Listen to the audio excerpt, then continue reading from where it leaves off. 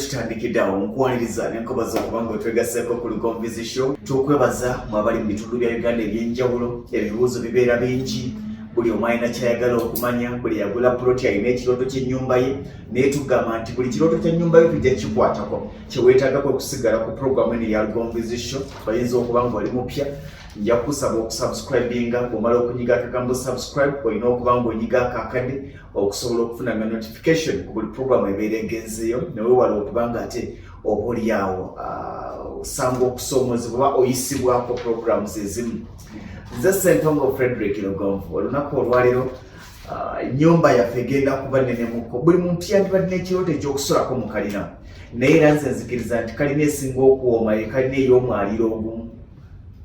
Kalina bw'ezuuka ennyo emyaliiro nga yakusulamu, erina bwefuuka lyakeedi, erina bwefuukamu eriyumba lya woofiisi, naye bw'ozimbako akalina ako wansi nga waliyo ground floor, waggulu n'oteekayo first floor, bw'oba olina ku sente obulungi n'oteekayo basement wansi, malidaadi ebisinga oba bimaze. Naye nga olwaleero ennyumba gye tugenda okutunuulira nnyumba ya kalina, buli alina ekirooto kya kalina ogenda kuba ng'omanya weetaaga ssente mmeka okuzimba kalina. Obadde okimanyi nti amayumba mangi nga ssente ezigazimba ze ssente ezizimba ne kalina? Iyo obadde okimanyi nti amayumba mangi nga si ya kalina naye ng'okugizimba kwa bbeeyi nnyo n'okusinga okuzimba kalina? Tugenda tunuulira olunaku olwaleero nga bulijjo tulina omukugu waffe Lubega Peter Tungu yatwegasseeko ku Lugonvizi Show. Nja kusaba obuze ku Munnayuganda akulaba n'oyakuwuliriza tutandikirawo olwaleero. Abatulaba mbeebaza okutulaba, abatuwuliriza nammwe bwe mutyo. Nze Engineer Peter Tungu, ndi Director mu Focus Construction Company. Leero nno tulinnyalinnyemu ne tugendako ku nnyumba eya kalina, era tunoonyeza ennyangu yangu esookerwako tusobole okuba nti tubalansinga bulungi n'abantu baffe bano aba bulijjo, ate n'abagenzi nga batunula nti bwe ntunula wano ndaba ki, bwe ntunula wano ndaba ki. Kyobula tulinnyemuko naye ng'era tukyali wansi kuba ne poloti tukozeseza ya 5 ku 10. 5 ku 10 poloti. Bwe tutadde kalina. Yes, ne tusigaza olujja ngali kwoleka mwategekera omukola ekyalo kyonna ne kiwuuma. Bwe buli olujja bulungi. Weewaawo. Olwaleero pulaani yaffe ngiraba. Mugiraba? Tutandike, sigenda kulonsalonsa. Esebo. Tutandike ne wano ku wetulabira obwenyi bwayo ewali akamotoka mu maaso. Yesebo. Singa otedde oli Prado anti emotoka go parkinga weeyo wanateekawo Prado omulabeekawo yebbeeyi kati olina okuteekawo ennyangu naateekawo gyalaba ejaawo. Kakati tutandikidde mu maaso wano. Kakati maaso awo ennyumba eno ya mwaliiro gumu. Ennyumba ya mwaliiro gumu tugiyita ground floor ne first floor. Ate era nga bw'oyogedde teri kintu kinyiriza nnyumba ya waka nga nnyumba ya ground floor na first floor. Kati nolindako sina ya waka.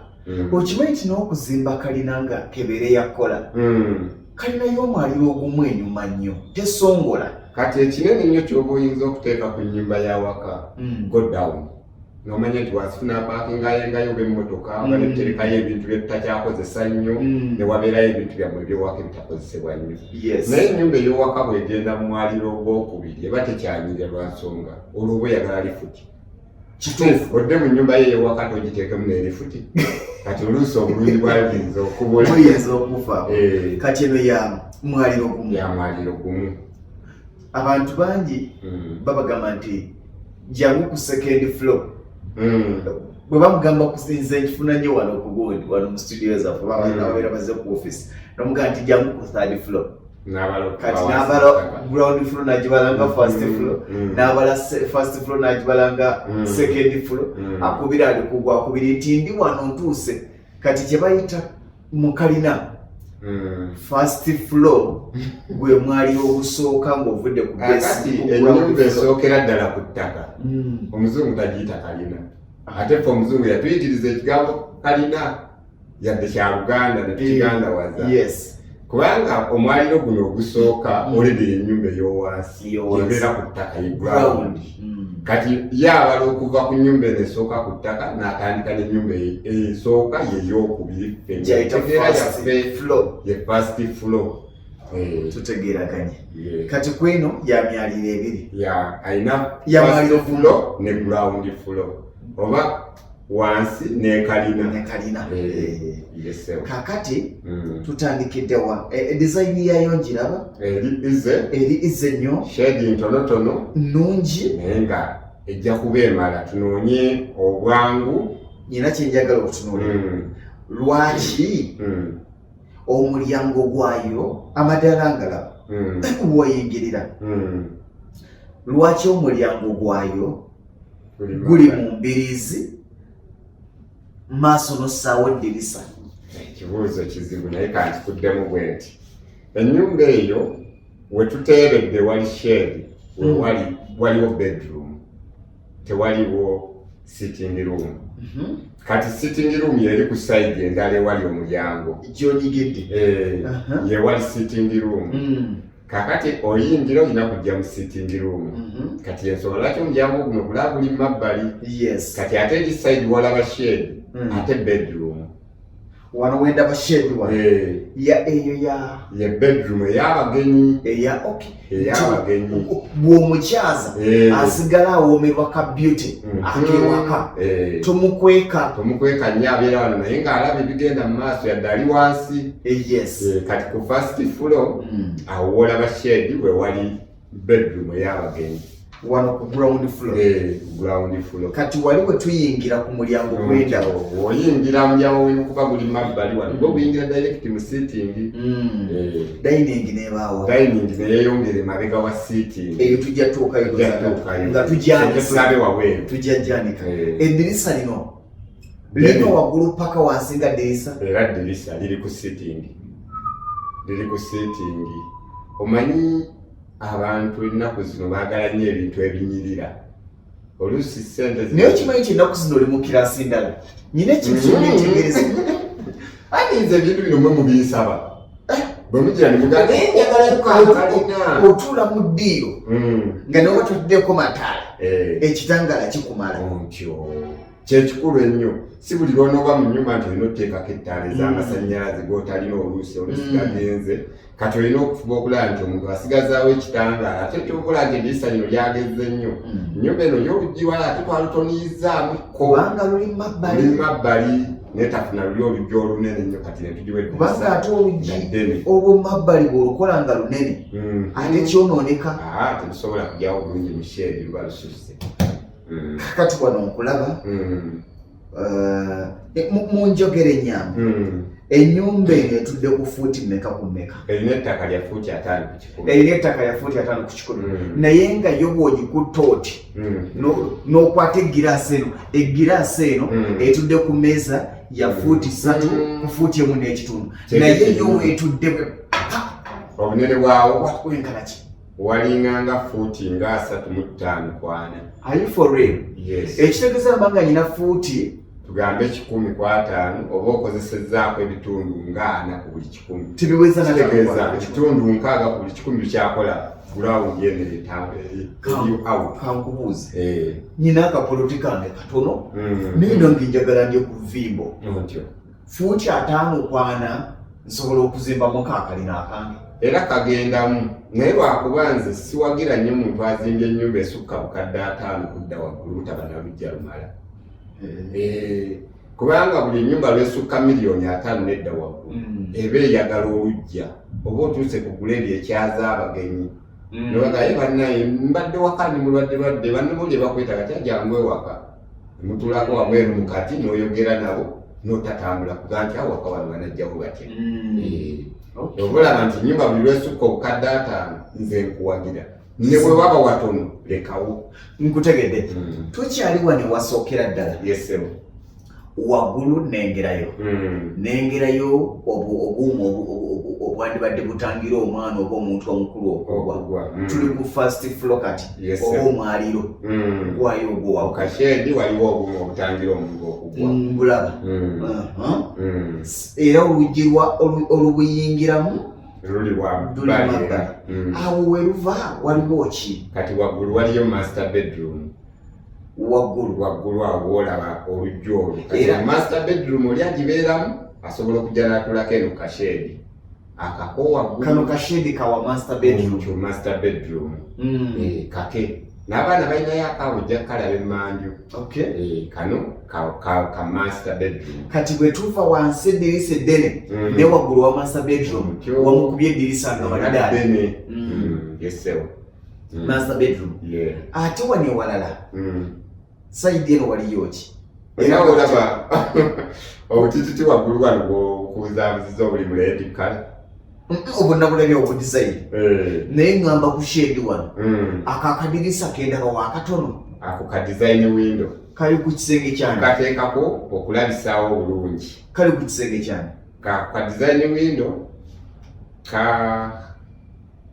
waliwo awo wakati akasenge kalinganga kagattagatta wakati awo ka design kali kati tusooke tuve ku first phase tugende ennyumba eno yennyini olina enkuba gye wagikubyemu nga ogikubidde mu mabbali neragako mu mabbali side emu neraga ne maaso neragako mu mabbali side emu neragako maaso nga tolengerayo bulungi neragako n'emabega bwe wafaanana emabega waayo. Tugenze ku namba 2 tulaga side eya pini ne side ez'okumabbali ng'ozirengerako kumuyitako bwokka. Akati side eno ye side eya pini. Pini kyeki? Yeringanga mu mabbali. Ye mu mabbali. Kati yo wajja kuba walabika bwe watyo. Mu mabbali eno ye wali wano obudirisa buno bwolaba obuli obubiri bulaga ewali amadaala wansi. Buno obudirisa bwendaba. Buno obubiri buno obutono. Buno. Nkyo obwo bwennyini. Bulaga side eyo wali amadaala gye bulabikira. Ne walabikira n'eddirisa erimu eddene era nalyo ne libeerayo n'obudirisa buno obulala obutinitini. Kati wano wansi ku mwaliiro ogusooka naye nga tuli mu mabbali n'engerayo amadaala ne kashedi wansi. Ago amadaala galagawa? Madaala ago si madaala. Waliyo kashedi wansi. Kakana akabaana bakola emirimu emmanju. Kati bw'oba mu kiyungu eno wansi waliyo ekiyungu. Kati shedi eno eri ku kiyungu. Bagikolerako emirimu bano abali wansi. Ate era waggulu waayo shedi eyo y'ey'abaana waggulu. Eno gye nnengera emmanju. Olengera emmanju. Y'abaana bana be bagibeerako be bagikozesa waggulu. Kakati webale nnyo. Webale nnyo. Awo tusooke tuveewo. Tuli ku pulaani ya kalina ey'omwaliiro ogumu. Tukyagitunuulira.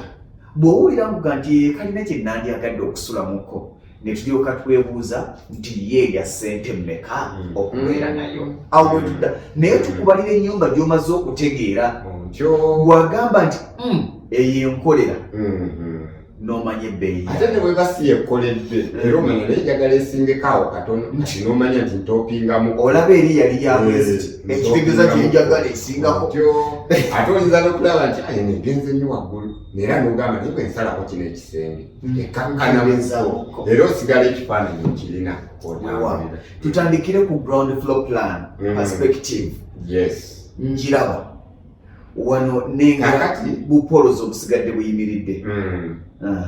Kakati ennyumba eno odda munda mu yo mwennyini ku fule ey'owansi n'okubamu kamera n'olaba biki ebiri wansi awo. Odda waggulu n'obambulako first floor n'ojjako siraabu n'okwata kamera n'ofuna ebiri wansi awo. N'ofuna ebiri wansi. Kakati byenjagala. Kakati wansi wano tutandise ne shedi. Njiraba. Kati eyo shedi kwe twayise ne tuyingira munda ne tufuna seating. Lindako seating wali obutebe entebe side ewali emmotoka. Eddiiro lino ndiraba entebe nziraba. Bw'atannalaba ntebe tunuulira ekifaananyi ekyo ekiri ku screen yo. Lengera ewali emmotoka. Lengera ekisenge ekitunudde obutereevu mu mmotoka. Okirengera ekisenge ekitunudde obutereevu mu mmotoka. Olaba ewali entebe ennene bbiri empanvu n'entebe n'entono bbiri ku sayidi emu nga waliwo akameeza wakati waliwo entebe endala eri ekyemmanga ne wabawo n'endala eri no mu kasonda lino eddiiro litudde ku bunene ki eddiiro ddene ddala kubanga liriko mita 40 abantu bange nange obuza kakati liriko fuuti 18 wane wawambu wane watono ne libaako fuuti 14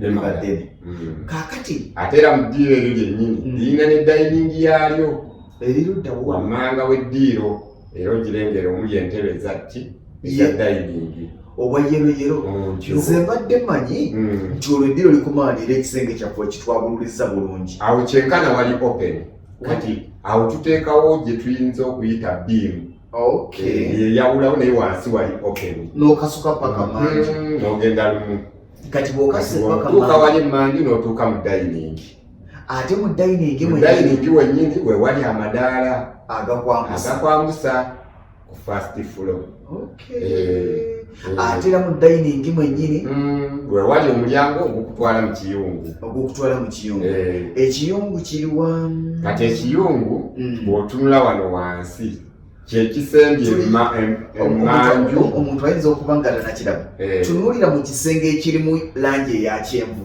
ntyo ebeera kyenvu orange ekisenge ekirimu langi ya orange njagala okitunuulire bw'okitunuulira ruumu esembe ekyemmanga eddiridde ruumu eyo gyoyogeddeko gyetwogeddeko eyalangi ya orange waliwo ruumu egisembera ekyemmanga erimu nekalinga kakuuka nekasingi kali akayoza ebintu nkalengera kati ekyo kyekiyungu nakyo kineneko nkiraba bw'ova mu kiyungu ndabawo oburuumu bubiri kati akaluumu akamu kashedi akaluumu akali ekyemmanga kashedi akali ekyengulu kasitowa kati ebintu ebikola mu kiyungu ate biterekebwa muno mu sitowa ate erishedi n'ogitako n'ofuluma wali wabweru waliyo n'omulyango era oguyitayo ne gugenda bw'oyita emanju bw'oba oyise mu mulyango gw'emanju oyita mu kiyungu oggukira mu kiyungu n'ojja mu dayiningi n'oteekayo ebintu mu sitowa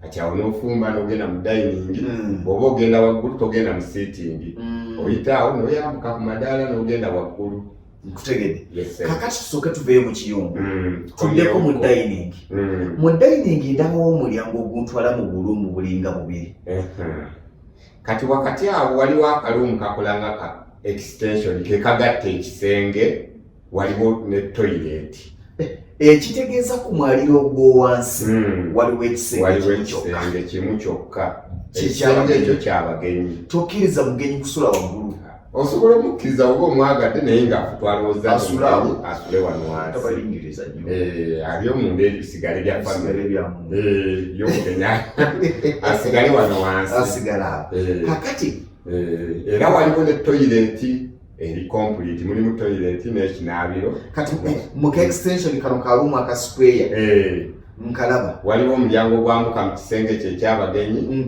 wabeerawo n'omulyango ogugenda mu toyireti era yo toyireti ngiraba ya rectangle ngiraba kati toyireti erimu kano akanaabirwamu akeeru ne toyireti awo ne kali akasinyizibwamu amannyo nokunkolobo yeyo toyireti kakati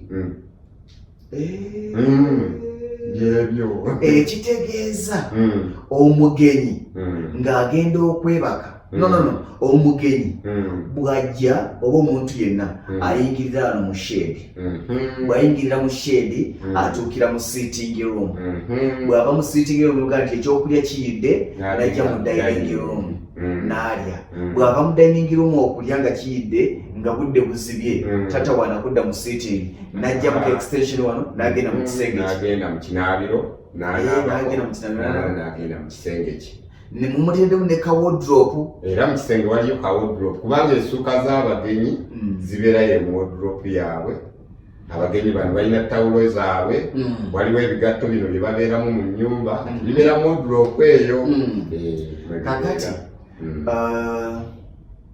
first floor tugimaze ground floor tugimaze olujja bwebo maridadi emabega walesiukakajja wanene kasobola inkeso badde olina ewaka emikolo ne bafumbira emmanju ate waliwo n'ekirala kye tuyinza okukola nti oyinza okufunayo obwetaavu bwalumu ebbiri nosobola oziteekayo emmanju zetuyita boys quarter osobola oziteekayo emmanju. Kaakati nja kusaba muganda wange ali ku bifaananyi otuwe ekifaananyi ekiraga first floor oba omwaliiro ogusooka ennyumba eno ogwandibadde ogw'owaggulu ntyo ewali kati mwaliiro ogw'owaggulu gye tugenze tuyise wali ku madaala nagalabye kati bw'otuuka wano amadaala gano era gasigala ogalengera wadde oli waggulu amadaala ogalengera kati amadaala wagaggukidde waliwo ki waliwo gye tuyita sitting room naye nga yo waggulu waliwo embeera omwami alina bayagala okusinkana tayagala kujja wansi alina meeting zatuliza waggulu muzze bangi mwami gonja twegeyeemu mwerondeko nga temugenda kwegeeza mu kisenge kati gweoyamuka amadala golowooza mugenda kwegeeza mu kisenge nakutuusiza mu ddiiro waliwo wano ddiiro eddala waggulu nakutuusiza mu ddiiro ate nga nalyo ddene era limala kati awo waliwo sitting eyo oluusi ebeeramu ne tv oluusi ebeeramu ebitabo ebyokusomasomako awo sitting ey'owaggulu nkulabye kati bw'ova mu sitting eyo ey'owaggulu nojja kati waliwo ekkubo erigenda mu kisenge ky'abaana kati tulinayo waggulu bedroom 2 bedroom 3 nziraba tulinayo master bedroom yeno erimu ekitanda ekikyolaba ekyeru ekinene ekiriko n'obuzindala ebbali n'ebbali kakati ne tubeerayo ne bedroom endala eri wano ewasookera ddala ekyemmanga nga ku madaala gye gayitibwe era yo ne tugiwa waliwo kyennyonyoddemu obubinsonyiwamu tulinayo bedroom 2 waggulu 2 lindako katono tulinayo 2 lindako katono omusajja omuse tulinayo bedroom lindamu kino kyonna kinabiro kya master bedroom anti ennyumba yakalina kisenge kiramba kyo master bedroom kati master bedroom eno twagiwadde ekisenge ewayambalirwa master bedroom eno twasazeewo ne tugikolera ddala nga ddala mutuufu nnungi kubanga bw'olaba omuntu anoonyeza ssente ze n'azimba ennyumba eyakalina ayagala abeere n'ekisenge kyenkana nga waabeerayo kyano na wansi kati ne tugiwaayo ekisenge ekyokwambaliramu kati ekisenge ekyokwambaliramu kino bw'ova mu oyingira master bedroom okuyingira mu master bedroom mutawa oyitawo wenyini mukana akasenge sitting gye twataddewo awo ebeera nga sitting ne just yabalondemu okolaba teriko privacy yakumala gikweka kati wenyini bw'oyita ekyengulu n'oyingira mu master bedroom bw'oyingira mu master bedroom n'osangayo yo yenyini n'ogisangamu obuliri bwo kati bw'ova mu buliri bwo waliwo ekisenge wingi endala gye twatadde ku master bedroom kati wingi eyo eriko omulyango gujja kasheedi kamukolabako obwa red nnaku zino tuyita bu pavola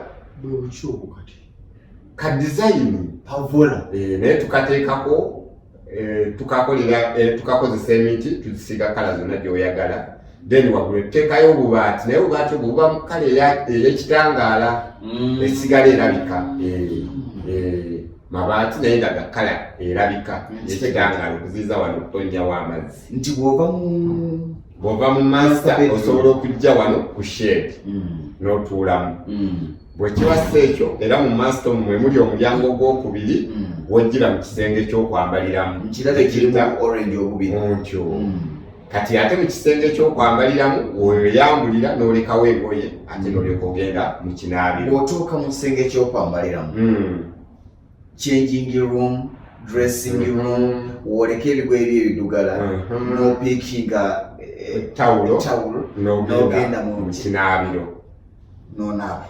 Kinaabiro kirimu toilet, kirimu sink, kirimu ne baafu ennene zetuyita muzita mutya? Mulimu n'ekibaafu. Ekibaafu. Kirimu ekibaafu ne bateekamu ekisabbuuni ne beebakamu kaawo. Waliwo omusajja yaŋŋamba nti tewali kyabulabe nga kumanya bika bya mmotoka naye nga tolina gy'osobola kugula. Aye tewali kirungi nga kuba na ssente zo nga zisonga busozi nti njagala eyo oba mugiyita mutya? mmwe mulaba era babajjagire nga yagambye bweti kyabulabe nnyo kubanga kumanya ebika ebyoga nti bagiyita gundi naweegamba nti ze tezigigula tosobola nga nebbeeyi ogimanyi nti I know those things. Omusajja omu yaŋŋamba nti munange oluzungu terugula mmere, teruteeka mmere ku sowaani. Kyobola singa tewali profesa ayina akendi mu Kampala. Kituufu. Bonna balina akendi mu Kampala abasomyeko ekinene balina diguli emu. Abasinga tebalina diguli. Era nyina ka TikTok ke nalabanga nga katambula kaali ku mugagga John Bosco Muwange. Mumanyi bulungi. Mu kaseera kali aka COVID. Ate nze mumanyi nnyo. Oyo oluzungu lwotalina. Mbamanyi bulungi abo mikwano gyange n'omwami omulala. Nayenze kukuba oluzungu ye muyivu munamateeka. Kakati nga katambula nga abantu abasinga okukatambula yali akuba embogo mu luzungu.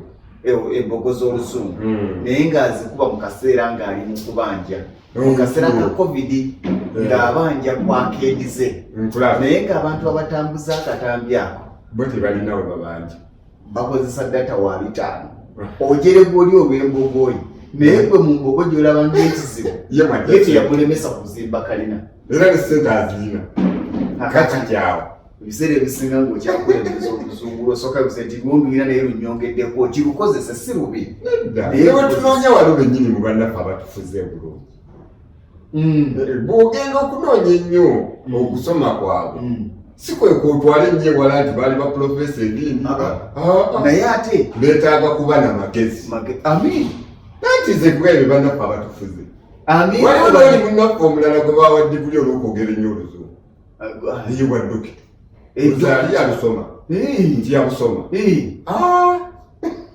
Milton yagenda makiriro wano nga batikkira abaana n'ayogera oluzungu ne bagamba oyo asaana diguli ya dokita.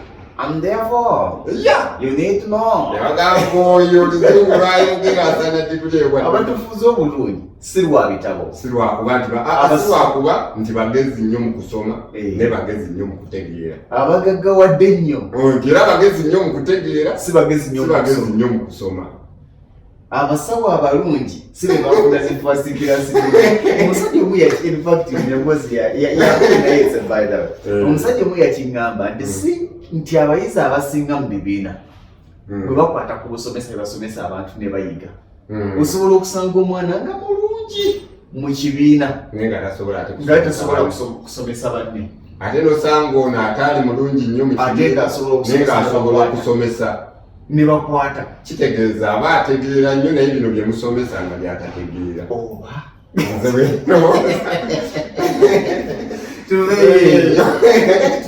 tutunulidde ennyumba eno tugiri waggulu ku mwaliiro tulengedde master bedroom eyina woyita n'ogenda ku shedi yo waggulu oyina woyita n'ogenda mu dressing room n'ogenda mu kinaabiro bw'okomawo eno mu gye twayise sitting room yo waggulu ebiro lyo waggulu wewali wakutwala mu kisenge kiri kyekyandibadde ng'ekyabaana yes ekisenge ky'abaana balina n'ekinaabiro kyabwe nkulabye yesebo kati ebyemabega eri abaana bano balinayo akashedi wali bali okagendamu bayitamu eno sitting awo waliwo akagattawo katono n'ogenda wali ekitegeeza ennyumba eno erina shedi nnya erina shedi bbiri wansi emu ennene n'ey'emmanju ne waggulu shedi bbiri eya master bedroom n'ey'abaana ennyumba eno tugirabye munda ne wabweru ekitegeeza nti ennyumba eno y'amadiiro 3 n'ebisenge 3 n'ebinaabiro 3 bwe kiri amadiira 3 ebisenge 3 ebinaabiro 3 yes ebinaabiro 3 kubanga waggulu waliyo ebinaabiro 2 wansi kimu wansi waliyo amadiira 2 waggulu eddiiro limu wansi waliyo ekisenge kimu waggulu waliyo ebisenge 2 kyo ennyumba eno givuddeka tukole bwe tuti sirina kyenkwagaza kirala njagala ombuulire twagala kubala nnyumba eno naye ennyumba eno ejja kuba mpanvu njagala munnayuganda tusooke tugimubalire kubanga ennyumba eno emirimu gyayo bagiŋŋamba okuzimba kalina omulimu omukulu tekuli mu kugisitula kuwanvuwa kuli mu ku ground floor sirabu y'owansi nesiraamu kati njagala emirimu egyo eminene tugimale kubanga roofing tujala kwekanganga amabaati getwala gayinza n'okubanga roofing yayo tono okwera ennyumba gyetwabalawo tusooke tugibale wansi tugisibe ground floor siraabu tugisibe tujambuse paka ku first floor kubanga ku first floor tewagendayo siraabu awo oteekawo kasolya katusooke tugibale paka ku plate eya first floor ebisigadde bijja kuba yes big of quantity for a residential house nosawo client kanderangirireko ekyamuwe Mr. Lugonvu naawe teekawo location giteeke wakati sigala yoyongereko okubugagga osobola otambulira kasigaleyo yenyini mpigi nze nsula mpigi waliwo yali aŋŋamba naye empigi wala mugamba tewali wala ate waba watya wala nga twava Masaka okitegeera omu yaŋŋamba nti wemmanyira enfunayo senfuna endowooza yo mu byenfuna musajja yazimba mpigi simanyi bagamako gamanyi bw'oba olaba kakoola omanyiwo wampigi yita embaale sokuba onayinawo esiteeti y'abaana eyawungala yita embaale bw'oyita embaale noyambuka bwoti noyambuka ekyo ogwa kakoola onamweri kati maaso awo so omusajja yatuguza recently yiika 2 wakalina ono ali ku ground naye ndooza ennyumba esinga mu mpigi obulungi n'obunene naye yaŋŋamba nti womanyira nti ebirowoozo byo nakimubuuza n'ogiteeka eno yonna mukyalo kubanga ngaze ndabanga ekyalo nanya nti ngamba mutabani kati gwere bwe yerowooleza wa Kampala nti nangamba nina amaduuka 3 mu mpigi sikolera Kampala sisuubula na Kampala nangamba ebintu byentunda mu mpigi mbisuubula bweru konteina nigulira wano nangamba levo ye kyalowooza Kampala nangamba kaakati bw'omanyira omuntu nti akyalowooza kyafu kwekeera ku makya n'akubuuza nti okuvaawo okutuuka e Kampala transport wammeka nga yalowooza mu transport wa lunaku ono yasobola okukwata emmotoka ye ne bagenda ku pampu ne bagiteekamu amafuta ganaakozesa ewiiki 2 yaŋŋamba nze kasita ombuuza transport atuuka e Kampala siddamu kwogera naawe kubanga levoyo yawe obwongo bwo bwagwanga nti sente zijja mu Kampala wakati yaŋŋamba nze obugagga obuzimbire ennyumba sibujje mu Kampala mbujje mu mpigi wano sirina kyensuubula na mu Kampala sirina kyenjagala mu Kampala ntunuulira omusajja nasooka ne mukusooka ne kinnuma ate nga bulowooza ennyo kirabibwa oti nti ebintu bye bwe biva ku nnyonyi bituukira ku mwala e Mombasa bwe biva e Mombasa ne biyita e Masaka ne bijja tebigenda mu kibuga ne babivuga nebabivukira lwaki yalingira eri e Mombasa najja wano ebintu bye ne biwetera mpigi tebigenda na mu kibuga talina kyasuubula Kampala yaŋŋamba e Kampala naye ekintu eki agenda ku revenue n'agenda n'akola ku mpapula ze ayinaza obugagga wange Kampala amasimumanyi ate ng'era olowooze naye akagambo akasinga okunnuma kaali kali nze bwe yatandika okwogera naawe n'otandika okubuuza transport atuuka e Kampala nkuviira nemanya nti ono akyalowooza nti alina kuba Kampala kufuna ssente wabwama endowooza yaffe ekyuka lwali lwa bbalaza lwe naba puroguramu ya Yusuf Nsibambi ati baza Jalia City yakwata Jalia City n'agikuba mu kyalo waki naye buli muntu gyanywa amafuta kati kyafuuka sina amafuta go n'okuwummulako n'okuwummula kati ye challenge gye tuyina so twagala okubala ennyumba eno eya kalina foundation, stair columns, slab and walling first floor. Tutandikidde ewasooka. Site preparation eyo tugitaddeko ssente.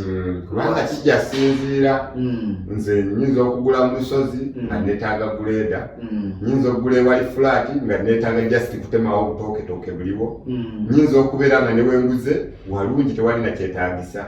Kati eyo bargaining power ejasinziira ku kifo kyo bwe kifaanana. Tugenze ku namba 2. Namba 2 weetaaga emitayimbwa. Emitayimbwa weetaaga ejja Y16. Omuntu azimba kalina kino kitegeere. Tebakuzimbiranga kalina ng'erimu emitayimbwa gya Y12 ejja kugwira.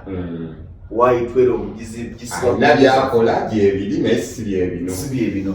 Kati Y16 ye inch bwe bunene bw'omutayimbwa. No ngamba yebeera atebera inchi eba 3/4 ate no Y12 ebera half inch eri 3/4 kakati Y16 weetaaga emitayimbwa emeka? Emitayimbwa 7 gye gigenda okujja wansi paka waggulu kyo emitayimbwa 7. Omugaso gw'emitayimbwa gino 7 gikola columns ne beams gye gyokka eyo waggulu weetuula. Kati nnyumba mulimu ze tuyita beam ne mubeeramu ne kolomu. Kolomu kyekino ekiyimira ekitulwamu enkokoto ne beam tukasiba n'embaawo kabanga kannya akeebaka nti kaba kannya bwe kati kati kateebera mu kolomu emirundi egisinga ennyumba eyo byebigiwanirira. Kolomuzi ne beams byebiwanirira ennyumba eyakalina. Weetaaga Y16 kozesa Y16 emitayimbwa 7. buli mutayimbwa gwa Y16 gwa sente mmeka? Gugula emitwalo 6 mu enusu 7. Ne tubala nti emitayimbwa 7 kuze miliyoni 4 n'emitwalo 69. Ne tugenda ku Y12 oyo ye butita tugenda kukola ki? Kati Y12 akola emirimu 3. Ekisooka yakolera ddala wansi eri waliwo obuntu bwe tulukanga bwa square wansi bwe butuulayo wansi ddala kalina kwetuula gino gya 16 kwe gituula waliyo akantu ke tusooka tulukanga akatandaalo katuulayo wansi. Kati noolekako Y16 kati kalukibwa gino emitayimbwa gya half-inch gye tuyita base kati mu lulimi oluzungu yebeera base kalina kwetuula. Kati kalina kwetuula kati kekalukibwa half-inch oyo. Half-inch oyo era kyekimu bw'omala okuluka okukola zino beams n'osiba embaawo n'oteekamu max span. Kati mulimu obulayini bwe tugenda tulekamu obwa max span kati obulayini obwo buyitamu emitayimbwa ereja nga tugenze wano okusiba gundi okubika kasiraabu konna akasooka. Weetaaga emitayimbwa 20. Buli mutayimbwa watugamba gugula emitwalo 38. bwe bukadde 4,56. Yesebo ne kibanga emitayimbwa nga jjo gimazewo obukadde 9 obutuuse wansi netayimbwa. Ne tugenda ku buli bwatugamba bolingi kati eno egezeemu evudde ku R6 oliko tubadde tusibisa ziri beam ez'ennyumba kati eno R8 kati gye ziri mu buli bunene kava ku 4mm ye R4 5 R6 baki era gyekali tukakolamu obutimba kakola obubimu buno obw'obuyumba obutonotono kakola emirimu emyangungu. Kati bw'ojja ku mulimu nga bimu egezeemu n'ogenda ku 6 kati olw'okuba eno ennyumba yeyongedde obunene lingi eno eyongera okugejja n'egenda ku 8 R8. Kati mu kunnyonnyolamu katono R eno guba mutayimbwa naye nga mwetooloovu nga tegulimu bikuubokuubo ye R ye round ba. Kati eri Y gwe guli omutayimbwa omunyoole kati zennukuta zino Y ne R zaawukana mu guli gumunyoole gubeerako Y guno ogutali munyoole ne gubeerako R. Nkutegedde. Kati twetaaga bugundi obwo 10 bulingi 10 buli kamu kagula 1,700. ne tugenda ku toto miliyoni 1.5. binding wire tugula binding wire loolo 4. buli loolo ya mmeka? loolo ya mitwalo 12. emitwalo 48 emitwalo 48 kibana mu 8 ne tugenda ku binding wire ne tugenda ku cement kakati ennyumba eno gibalirira eyagala ensawo za sementi 300,000 naye ojja gigula ojjazigula era mu feezi ziyinza obutamala ziyinza okumala naye oyinza ogaa nti kansooka enguleko ensawo 5 batandike foundation. Oyinza ogaa kansooka enguleko ensawo 10 tulabe we zinaakoma tandikiraawo bwotyo n'ogenda ng'otulidde ensawo 3. buli nsawo ya 2,885. tubala sente zino 2,885 osobola n'omugula 2,700 oba 2,885 wakati awo sinzira kuwoogula ne price bwekyukakyukamu. musajja waffe ajja tuguza ku 2,800 lwengo Jenard we yakutumidde agamba yakutumidde ali omusajja omulungi ndyali bweru kati kirungi njagala tumuleeta on board yagambye agenda tusponsorje tumuwemu olunaku nga ajje ye nga ze tubulira price y'ebintu bino ne bwe bigenda kubanga nze mbiwandiika nga mbijje ku ye bituwa kubanga ku price ya lwengo Jenard musajja mulungi kakati seminti ensawo zaffe 3 ne tuzibala mu miliyoni 8 n'emitwalo 5.5 ne tugenda ku DRC kyekibeera BRC kati BRC kiba kitimba waliwo ekitimba nkiraba ekibeera kiba kya saako kigenda wekiki kati ekitimba ekyo tukiteeka bwe tumala okuluka bino byonna wansi nga tumaze okuzimba omusingi ne tuguteekamu ettaka ne tuguteekamu adikowa ne tugumala kati tusibako ekitimba kino. mugaso gw'ekitimba kino kikwata enkokota eno okuba nti terisobola kuba nti oba erina weesagaasaganiramu oba okukkamu oba okukola ki ekitimba kino kibyala twetaaga ebitimba tuguze ebitimba 4. buli kitimba kiba kyenkana ki? kati ebitimba bino gye biri mu buli size naye tugezezzaako okugula bino ebyesize entono oba eno ennyumba si ya bbeeyi nnyo ebyesize entono ne tugula loolo 4 kati loolo 2 zijja kukola ku siraabu ey'owansi ku ttaka ne loolo 2 zikole ku siraabu eno eya first floor zigimala zijja gimala kiba kiwanvu muno kisobola okubaako fuuti 10 kati bw'ogenda osalamu okusinziira ku bwokola munonoza kiba mu fuuti nga 6 obuwanvu kiba fuuti 6 n'ekitundu ebigundi bye tubisanga nnyo nga babisimbye ku gundi so bwenge omwami lwenga abisibira nnyo wano ku nsonga bali bitera kuba bali awo ebitimba 4 buli kitimba tukibalira emitwalo 3.5 kati waliyo ekya5 waliyo ekyensanvu n'ekyakakadde. kati ekya5 7 kakadde kiba kyanjawulo enjawulo yeri gye wambuzizza ku lingi zino waya ekikola yeyongera okuba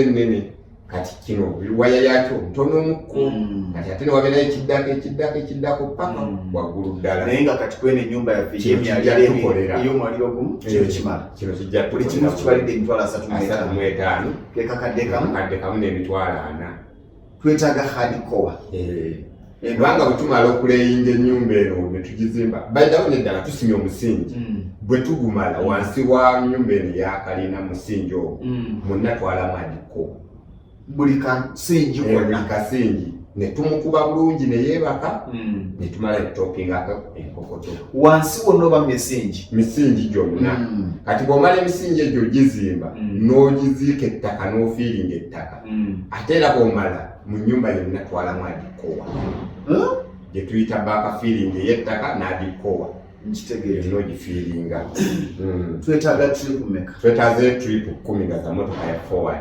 trip 10 buli motoka egula emitwalo 25 ne tufuna miliyoni 2.5 netwetaaga aggregate ge mayinja ag'enkokoto oba oyinza okugayita kota inchi mayinja aga kota inchi agayiwa enkokoto enkokoto trip 12 tufuna trip 12 era za forward era za forward buli emu yammeka buli emu egula emitwalo 3 3 times 12 bwe bukadde 3 n'emitwalo 6 ne tugenda ku amataffaali olwaki wanaddeho pure kile amataffaali bakizimbisa nyumba mataffaali ga ttaka amataffaali ga nyumba ya kalina nyumba ya kalina emirundi egisinga nze sikuwa nnyo magezi gikozesa mataffaali ga ttaka yadde tutugaana gasobola okugikola naye tukozesa ebbumba lisingako okuba safe ku nyumba eya kalina tukozeseza amataffaali agaki ag'ebbumba netwala amataffaali emitwalo 2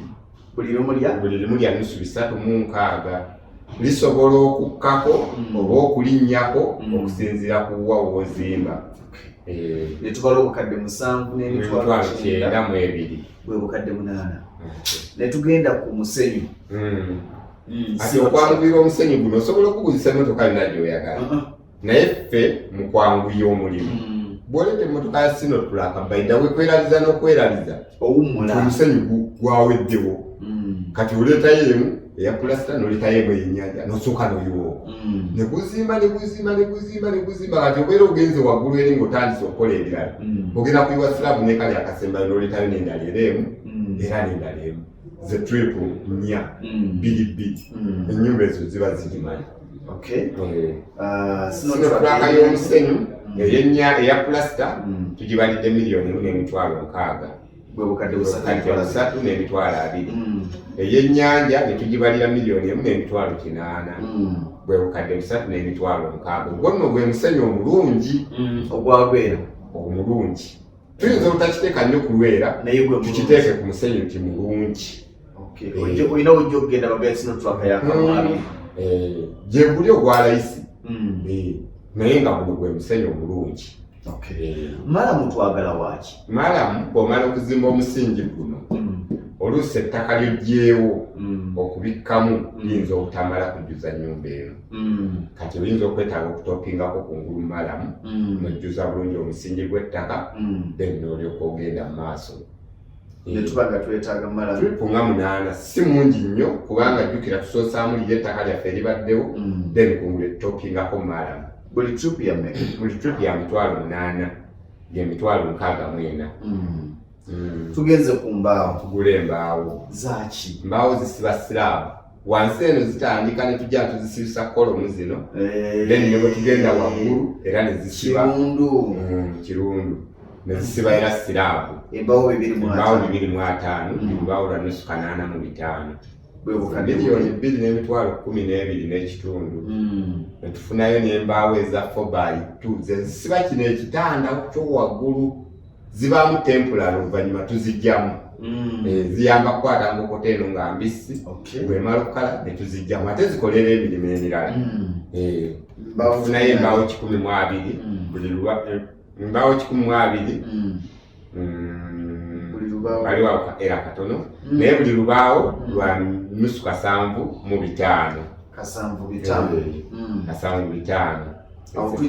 tubuukawo kati ne tufunayo buli bupayani bwe twayogerako nti bugenda buyitaayitako mu mataffaali ago kwongeramuko obugumu ne tufunayo ko payani lolozi 6 buli loolo ne tugiwa emitwalo 3 emitwalo 18 ne tufunayo akaveera waliwo akaveera akanene akabeera ku loolo akageegi 10 kati akaveera ako olw'okuba nti ennyumba eno yakalina bwe tumala okukola ebyo byonna ku musingi tusobola omusingi ogwo gwonna ogubikka akaveera kuba ennyumba eno tugyongeddemu okuba nti nnungi okusingako ku nnyumba ate eri kati yo omusingi gwayo gwonna tugubisseeko akaveera temubikka wano ku mataffaali bwe tumala okuteekako adikowa tuzaako akasenyusenyu bw'omala okuzaako akasenyu n'obikkako akaveera kati akaveera ako ate ke tubikkako kali akatimba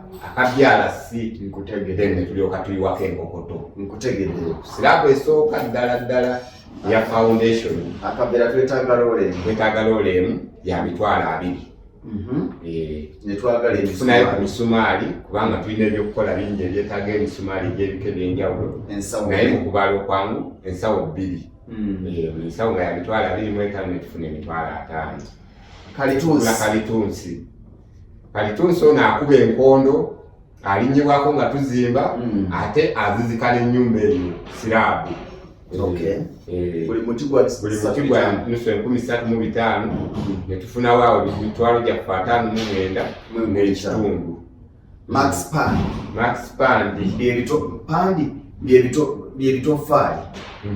ebinyonyolemu awo tulabe mbimanyi bibamu ebitulituli ontyo babyokya nga bya langi ya myukirivu kuba bimyukirivu era babituuza waggulu ku mbaawo zino ze tuba tumaze okubikkayo.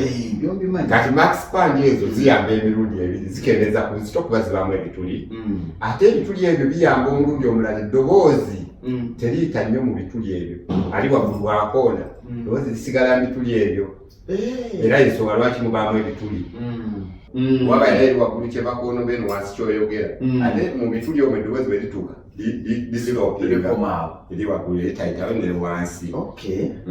Buli Max Pandi bayameka? Max Pandi egula wakati w'essiringi 3,000 ne 4,000. Kati kisinziira w'oba ogiguze. Kibalire 3,500. Twetaagawo nga mmekaawo? Twetaaga Max Pandi 600. Ze zigenda waggulu wali? Max Pandi 600 bw'ozikubisa 35,000. Max Pandi 600 ku 35 ne tufuna $2,210,000. $2,210,000.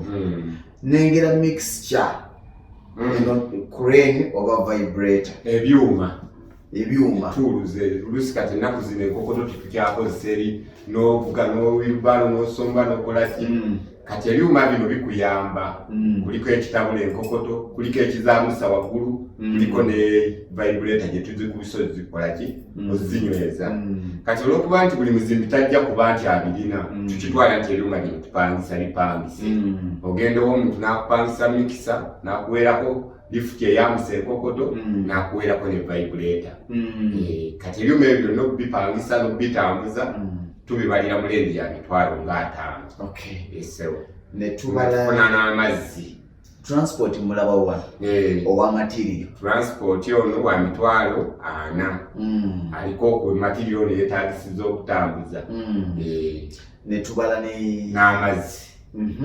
Amazzi n'agawa $5,000. Eridde amazzi ga $5,000 wansi ne waggulu. Netufuna sabutoto eyandibadde omugati gwa material ebikozesebwa byonna. Obukadde 49 mu $9,900 mu 5 mu 8. Obukadde 5. Kati obukadde 5 olwo ennyumba eno bwekitadde kuki kuwola puleeti waggulu erinze kusereka. Kati ne tugiwaleba ow'ebintu ebyo byonna ne tuzze tugattagatta wa $15,000,000 okugizimba buli kimu ogituusaawo. Obukadde 15. Bw'otuna toto eyawamu ze $8,800,000 $6,400,000 n'Emitwalo 9,508. Nze olw'okuba wali natadde ku bukadde 5 roughly batwadde kulako 10,000 nga siringi nga 10,000 emitwalo ngenda mu 2,000 nenteeka ku roughly bukadde 5 wansi ne tuba n'obukadde 15 tubale nti ennyumba eno okugituusa ku plate bukadde 65 nga kuliko labor ne material. Kakati tusooke tukomaawo kubanga tubaze ennyumba eno phases biri abantu bantu bajja kukowa. Ku Lwokusatu olujja ku ssaawa ze zimu 4 tujja kutandikira ku kusereka kw'ennyumba eno. Bwe tunaamala okugisereka njagala ogimbalire pulasita waayo. Bw'onaamala ogimbalira pulasita waayo njagala ogimbalire emyango gyayo. Bw'onaamala ogimbalira emyango gyayo kuliko n'okugiggala kuliko n'engalama tugisiige ne rangi. Njagala nnyumba ewedde tutaddemu ne pipe work amasannyalaze. Tuyinza obutagenda utateekamu direct masannyalaze naye tuteekemu pipe. N'amazzi tuyinza obutagateekamu naye tuteekemu pipe. Ne zino pavers tuyinza obutazifaako omuntu anaakola kyayagala naye tugimalirize ng'omuntu agituulamu. Tutandikira ku Lwokusatu olujja si bulamu ne Uganda badde akula. Bannayuganda mbeebaza buli lunaku naye nnonze mwami Lugongo nina bannange benkola nabo emirimu eyo. Nze ndi director mu company tulinayo abakozi abalala bangi bakubuuza nga tututumira okwatumira si kyekikulu naye omanyi mu kiyungu wabeerayo abafumba ne wabeerayo najjula kati tukwasaganyiza wamu emirimu. So ku ofiisi yaffe oluusi ngenda nesibaawo omuntu najja ku ofiisi laga naye sigwe wabaddewo naye ku ofiisi kibaddemu omwagala abeere nnyo akati nange kennyini mulimu abantu oluusi lwemba ne estates ez'enjawulo omuntu naga nti njagala gwe abannambuza kakati bwe naamala okukulambuza n'abantuuka mu ofiisi nga nyina okukolera ebiwandiiko nga nkulekawo ngende ew'omulala kakati oluusi emirimu egimu owo waggulu wandikoze ekisembayo kubanga bakwagala obeere ku ofiisi naye kati nze bwe naakusanga ku ofiisi n'enkuwa omulimu ate bwe siikulabe ku sayiti yange ate kijja kulabika binaga nti ndi eno mu ofiisi ate awo kijja kulabika bulala. Kakati mbadde nina akantu katono nnyo kennyonnyolamu bakama baffe nti emirimu gino tugikola ku lw'obulungi bwammwe ate mu bukugu. So bwe nfuna munnange ng'asobola okunnyamba ku mirimu egya ofiisi mulekawo ku ofiisi oguba gujulidde nankubira essimu kyawano waliwo kino. Ekirala bw'owulira nga ddala oyagala kwogera nange nkubira essimu ontegeezeko nti enkya ssaawa bweziti mbadde njagala kusinkane ku ofiisi kuba jjukira muntuma ku ofiisi ne muntuma ku sayiti nina okugenda okulaba emirimu gyammwe ku sayiti bwe gibeera nti oluusi waliwo matiriyo nga nze nina omugula waliwo eno puroguramu gye nina okujja okutegeka ebyo tunaayogerako. So oluusi ebyokukola biba bingi kati ku ofiisi ninayo mwami Jime yakuli abali ku ofiisi waliwo abakozi abalala bangi. Eno ku site tulinayo ba kawaida ba Enoka tulinayo bakayirwe no mukusereka tulinayo abana abatambuza emirimu eyo ku masite abenjawulo balona bangi nnyo. So bwe nkulekera abakozi bange bambi kitwale nti mbatendese bulungi ate nembangazisa kye bakola ate nembasasula bulungi basobole okutukolera emirimu gyaffe obulungi. Waliwo abajja okwagala enamba y'essimu. Focus Construction okusooka tulina ofiisi e Nateete naye ekyangu nnyo kati ku mulembe we guli osobola okutukubira ku masimu gaffe tulina eya 0701 858 20 mukaaga 0701 858 20 mukaaga ne 0776 mukaaga 0776 mukaaga 858 20 mukaaga 20 zikyusa kode naye ya Airtel yeri ku WhatsApp eya 0770 yesewo sibula mu Uganda bane yanziza nnyo okutulaba n'okutugoberera mu buli mbeera mubeere bulungi tulabagana olwokusatu oluddako nga tuzze okumalayo ennyumba yaffe eno. Webale nnyo webale ddala sinza nange okusuukako wano njagala kubeebaza nzikiriza nti oba oli awo tukyusiza obulamu bw'abantu kwab'enjawulo tewali kintu kyangu nnyo ng'ogoba ekirooto ky'omanyi bwe kizitowa tewali kyangu nnyo ng'ogoba ekiruubirirwa ky'omanyi kizitowa ki. Abantu bangi batya okutandika okuzimba amayumba kubanga alowooza nti okuzimba ennyumba kyetaagisa ssente nnyingi ate abalala ne beewaasira ku nnyumba gye bataasobole kubanga omuzimbi tamubalidde biki bye yeetaaga. Mulimu abazimbi abalina omuze ye bw'akulaba ng'olina ennyumba gy'ozimbye tasooka kukubuuza nti naye n'ennyumba ozitowa otya ye amanyi nti wanagitandika jjajjizi naye nammwe abazimbi mutuwabulengamu nti naye ennyumba eno egwa mu miliyoni bweziti ng'olaba otya okitegeera onaazifuna kakati ate obuzibu obujjira oluusi omugagga bw'omulaga ennyo nti naye zino ssente nga nnyingi ate alaba nga amujerengere mulisaiji zombi ndowooza n'omugagga yandibadde open eri omuzimbi naye ennyumba eno njagala ennyumba nga egwa miliyoni nga 2 kuba nyinza okusobola osonga mu mwaka guno n'omuzimbi n'akola ati naye asijja bwalaba ennyumba ya miliyoni 10 bonna buli omu abe ng'ali werubalansi ti omugagga n'omukozi. Webale nnyo nze Ssentongo Frederick Lugongo kambagalize ekiro ekirungi tuddingana olunaku lwa nkya mubeere bulungi mweraba.